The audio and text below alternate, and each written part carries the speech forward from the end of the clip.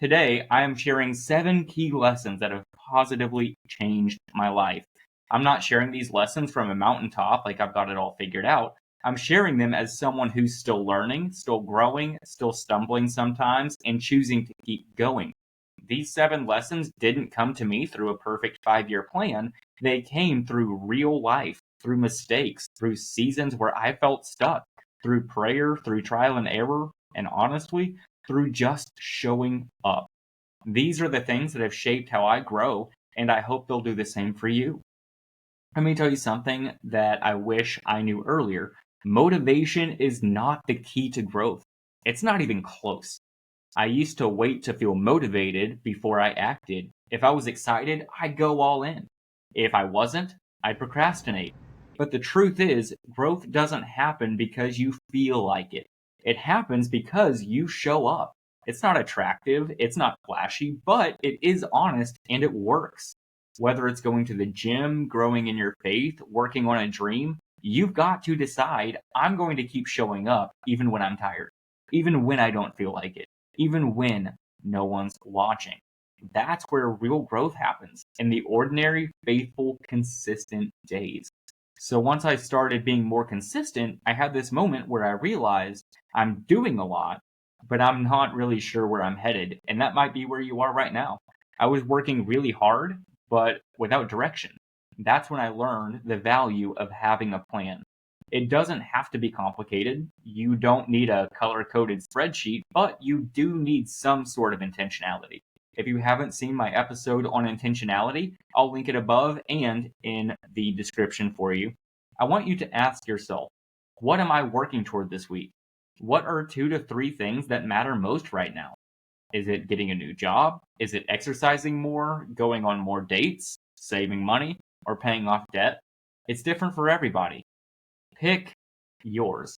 Nobody accidentally wins the Super Bowl.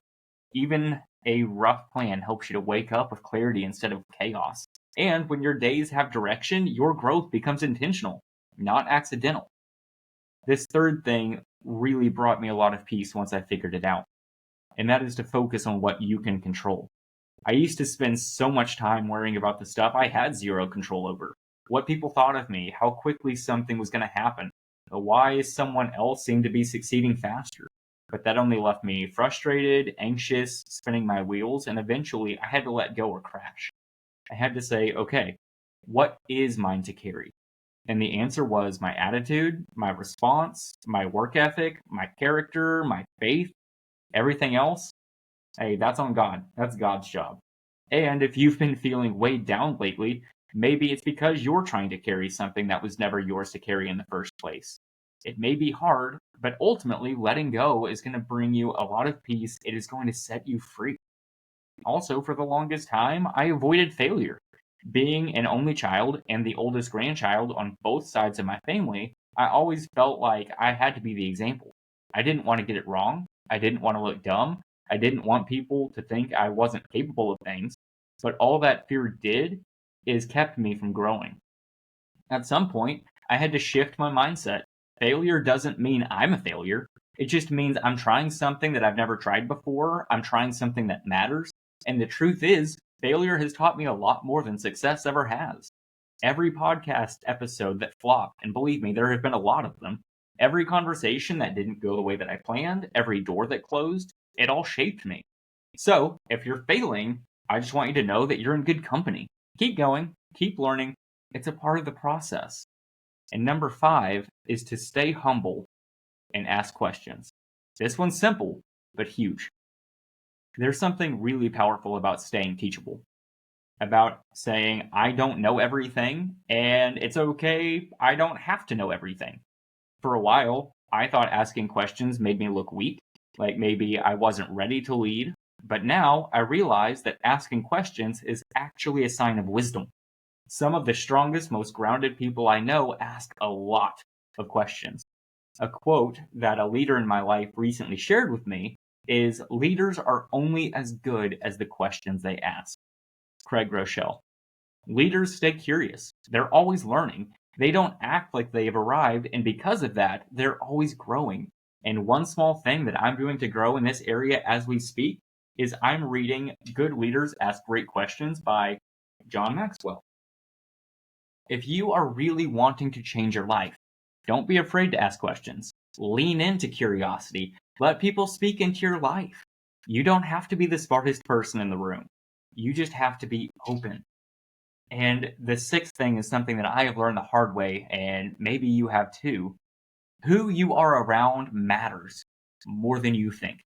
You can have all the right intentions, but if the people closest to you are constantly negative, constantly distracted, or just not growing, it'll start to rub off on you.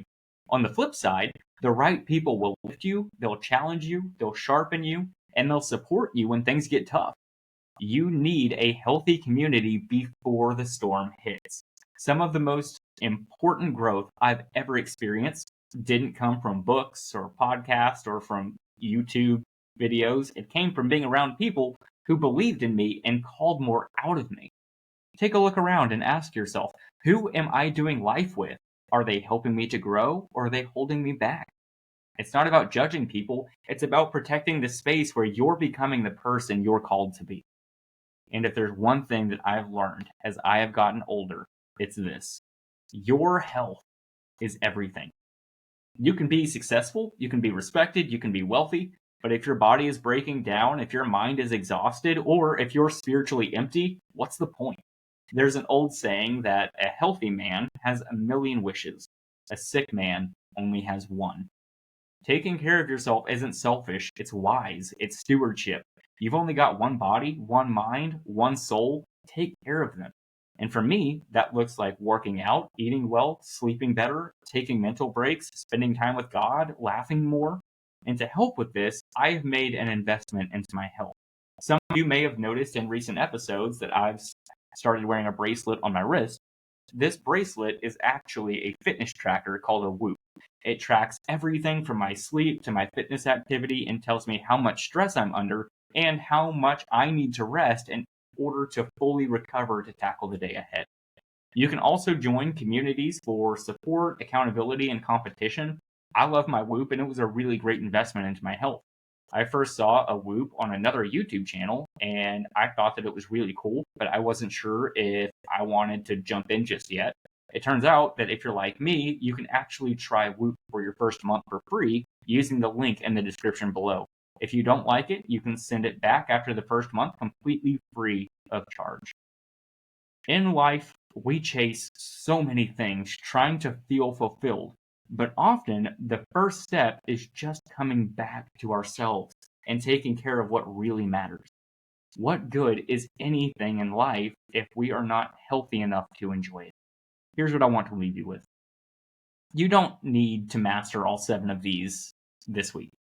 Just pick one that stuck out to you, one that you know that you've been avoiding, and lean into it. Just take one step. That's it. Real growth doesn't happen overnight. It happens through small, honest steps taken consistently over time. And I believe in you. I really do. If I can grow in these areas, I know that you can too. And thanks for being here with me today. Thanks for listening, for showing up, and for being someone who wants to grow. You being here alone says a lot about who you are. And if this episode encouraged you, share it with someone you care about. And if you haven't yet, go ahead and hit subscribe so we can keep growing together. Check out Whoop in the description below. Thank you so much for tuning into this episode of the Joshua Bridwell Show. Tune in next time. Let's grow.